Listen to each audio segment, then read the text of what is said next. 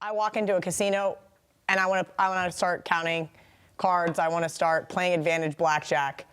Where do I need to start? What kind of table do I sit at? I like to play double deck blackjack, but VR. Great game. And I talked about this several times. That night we were sitting, I believe we were playing a 6-shoe deck. Yeah. In the high limit room at Mandalay Bay. So is there a certain ideal table that an advantage player looks for? Okay, well, let's go back to your first question. What's the basic strategy? Funny you use those words. The first thing you have to learn is what's called the basic strategy, which means you're not counting cards, you're not doing anything. You're just looking at what the dealer is showing and what your two cards are, or what your hand is.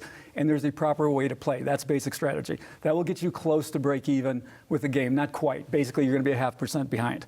Now you have to learn to count the cards, count the deck down. There are various card counting systems. You have to get one. You have to learn it. It has to be credible. You have to practice. You have to be able to count through a deck. When I first came to Vegas, I could do it. I could do it so fast. I could do it in a vacuum. I sat down at a table and everything was spinning. So when you see numbers you look at someone's license plate and you're like +1. Yeah. Because of what the license plate numbers are. But here's the interesting thing. Card counting is not that hard. Everyone thinks it's memorization. The memorization is remembering the strategy indices, where you make your changes from basic strategy. Actually, counting the deck is nothing but going back and forth on a number line. 1, 2, 3, 3, 1, 2, 1, 1, -1, -2, -1, 0, 1, 2, 3. If you can do a number line and you can count with negative numbers, you can count cards. Very simple. I mean, there's more advanced counting systems out there, and they'll give you an extra 0.5% edge, maybe the most 1% edge if you do the most advanced. But my advice, do the most simple one that you know for certainty, like Anthony said, has been proven and tested to have this advantage. Simple high-low. High-low, okay. The simple high-low, honestly, will give you a big enough edge to beat any 2-deck, 6-deck game that's fair. With a decent bet spread, you'll be able to beat it with a normal high-low. And there's more advanced, like I said, that'll give you an extra 0.5%, 1% maybe edge.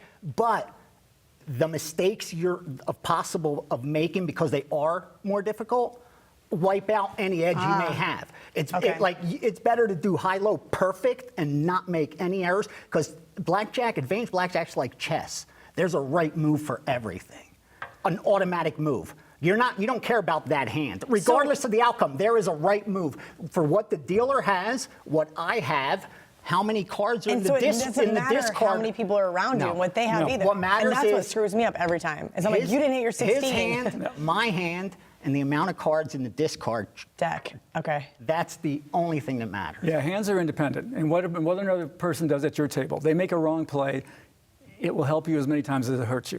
Okay. So you shouldn't be nervous about it or mad about it when they do something. What he says is correct. He's talking about what's called a single level count. It's easy to do. The only problem with it is that there's some mental gymnastics going on with most counts. There is something called an unbalanced count. It's called a knockout count. And this is an easier way to play where you do not have to do what's called a true count conversion. That's what messes people up a little bit. So if you're looking to get started, I would either look for the high-low count or I would look for the knockout count. Those are the two that I would pick up on. Okay, and play which table? Go ahead. If you have a fair double deck game, like in the high limit areas, they have less than a 0.30% edge. 6-deck, 0.50, 0.5%. So what that means is simply out of every $100 you bet, they're only expecting to make 50 cents, on $5, excuse me, on the what's it called? Half a deck, on the 6-deck, and on 2-deck, 0.3%. So their hold is very small. But remember, if you're playing one-on-one with the dealer, you could get 150, 200 hands in an hour. So you're multiplying that money very quickly. Correct. My advice is with double deck, you'll have less swings. If you don't have a huge bankroll, you'll have less swings. Because with 6-deck, you'll have more opportunities to bet big, but you'll have bigger swings in your bankroll. Is that? Yeah. Okay. And for beginners, this is advice that seems counterintuitive, but I always say play at a full table. The reason is most beginners are not going to have an advantage when they play blackjack. So if you're playing at a disadvantage to the house, you want to play as few trials as possible. So if you're playing head up against a dealer, you're playing fast. Speed kills in Vegas when the house has the edge.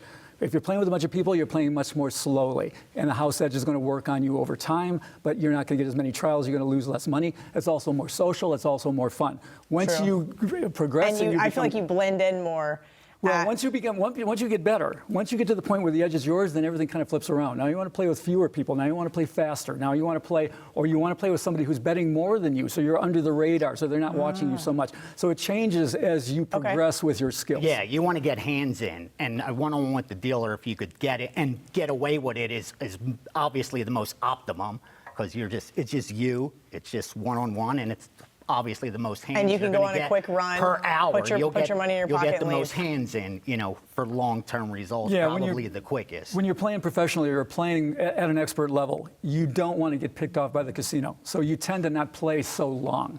You play for sessions of 20 and 30 minutes and then move on. Okay. All right. Great stuff from both guys. If you like this video, please click like, click the share button.